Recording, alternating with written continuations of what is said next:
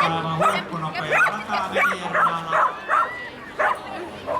Näin ja todennäköisesti tulee uusi nollatulos siitä. Seuraavana lähtövuoroon edessä numerolla 57.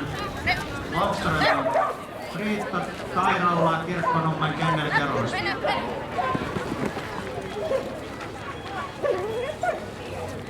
Vinien toisen tutustumisryhmän päättää Parsonen Fly ja Timo Kuusaari Rimasta.